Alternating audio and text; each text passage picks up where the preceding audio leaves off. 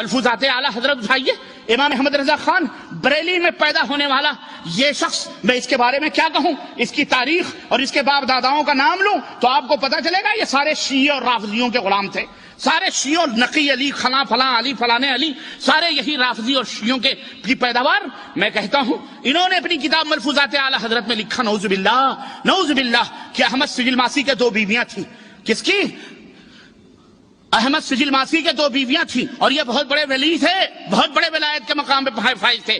اور وہ دونوں بیویاں تھیں، یہ کسی بازار میں ایک دفعہ احمد سجل ماسی کے 2 بیویاں تھیں.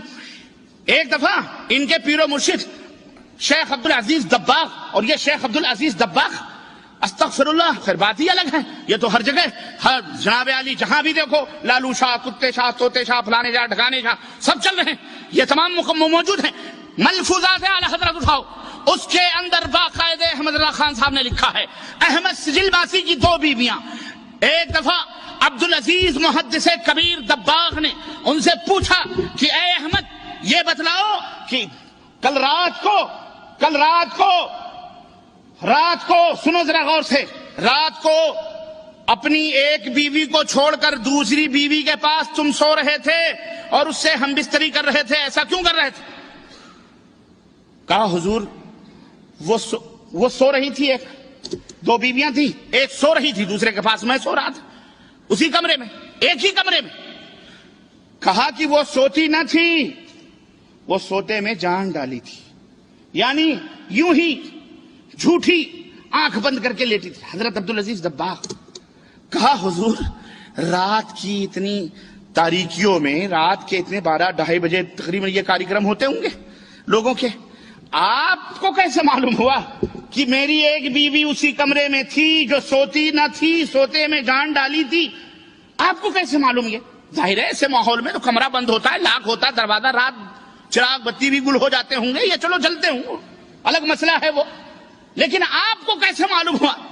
کہا احمد یہ بتلاؤ وہاں کوئی اور بھی چارپائی خالی تھی؟ کہا ہاں حضور ایک چارپائی پڑی تھی.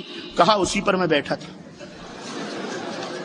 یہ محدث وقت، یہ اپنے دور کا محدث جس کو خطاب ملا ہے کہ نبی کی حدیث کو اندھا، نبی کی حدیث کو بتا دیتا تھا کہ یہ ضعیف ہے، یہ صحیح ہے، یہ کیا ہے، یہ کیا ہے، جبکہ ان پڑھ تھے یہ.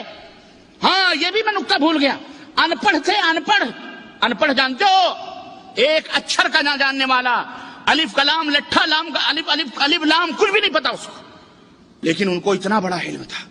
آپ سوچئے اپنے وقت کا یہ محدث رات کے اتنی رات کو اپنے مرید کے کمرے میں کیا کر رہا تھا؟ یہ اسے پوچھا جائے، اور احمد رضا خان صاحب سے پوچھا جائے کہ ایسا شخص جو محدث ہو، نبی کی حدیث کا جاننے والا، جس نبی نے یہ تعلیم دی ہو کہ لوگوں اگر تمہارے گھروں میں کوئی آدمی کسی کھڑکی سے جھانکے اور میری امت کا کوئی آدمی صاحب خانہ اس کی آنکھوں کو پھوڑ دے، اس کے اوپر کوئی دیت نہیں، معاف ہے اس کی دیت. بتاؤ یہ محدث رات کو گھر میں کیا کر رہا تھا؟ تاک جھانک کر رہا تھا. اور اس سے امام صاحب احمد رضا خان بریلی صاحب نے فرمایا ہے کہ اس سے پتہ لگتا ہے، اس سے یہ عقیدہ ظاہر ہوتا ہے کہ پیر کبھی بھی مرید سے جدا نہیں ہوتا. ہم نے کہا حضرت اتنی جدائی تو پھر بھی ہے کہ مرید ایک چارپائی پہ ہے، پیر الگ چارپائی پہ ہے. ارے اتنی جدائی بھی کیوں؟ اسی رضائی میں گھسیڑ دیتے اس کو، کیا فرق پڑتا؟ ہاں اتنے فاصلے بھی کیوں رہیں؟ اتحاد کامل ہونا چاہیے. فنا فی الشیخ ہو جاؤ، فنا فی الشیخ ہو جاؤ. من تو شدم تو من شدی، من جان شدم تو تن شدی. طاقت نہ گوئے دیگرے من دیگرم تو دیگری. تم من تورا حاجی بگویم تو میرا حاجی بگو. ارے تو بھی اس کا شوہر، پیر کو بھی ڈھکے لیتے اندر، اتنی دور سے بیٹھ کے نظارے کر رہا تھا یہ اس کا پیر. یہ ہنسنے کی بات نہیں ہے. یہ کون ہے؟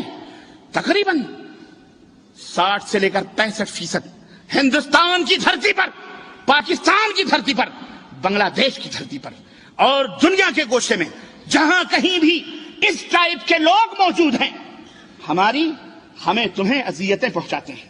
کس طرح سے؟ یہ وہابی ہیں، یہ نیاز نہیں کرتے، یہ گستاخ رسول ہیں، یہ غدار مصطفیٰ ہیں. ان کے مولوی اسٹیجوں سے چیختے ہیں. بولو چیختے کہ نہیں چیختے؟ ہمیں بھی ذرا آؤ، ہم سے سنو، ہماری بھی سنو. صرف ان کی سن کر کے فیصلے کرتے ہو. ارے میاں تم گستاخی کی بات کرتے ہو. ہم نبی کے تلوے میں ادنا سا کانٹا بھی چبھونا کفر